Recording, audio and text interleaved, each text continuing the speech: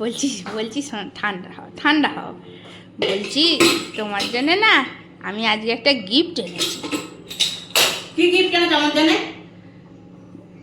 দেখবে কি গিফট এনেছি? এই দেখো। এ বাবা, এটা তো মধু এনেছো তুমি। হ্যাঁ, মধুই তো এনেছি। হ্যাঁ, তো আমি কি করবো মধুটা নিয়ে? ধরো ধরো ধরো ধরো, বলছি কথাটা বলছি, শোনো, সবটা শোনো, আগেই চেঁচায় না। এ বাপরে। বলছি শোনো না, ছোটবেলায় যখন হয়েছিলে কচি সদ্যজাত, দিদা তো তোমার মুখে মধু দিতে ভুলে গেছিলো। ওই জন্য তুমি অত ভালোবেসে সবসময় কথা বলো তো আমার সাথে। ওই জন্য মধুটা এনেছি। রোজ 1 চামচ করে খাবে, হ্যাঁ, আর 1 চামচ করে জলে মিশিয়ে চান করবে। দেখবে গলা দিয়ে মধু ঝরে ঝরে ঝরে ঝরে পড়ছে। যেমন আমি কথা বলি, কথা শোনো। আমি যেমন বলি ভালোবেসে মাম্মি, কারণ তোমারও বেরোবে দেখবে। ছি ছি ছি ছি। হ্যাঁ, কেউ করে শাশুড়িকে এসব কথা বলে? মধুতে চান করো?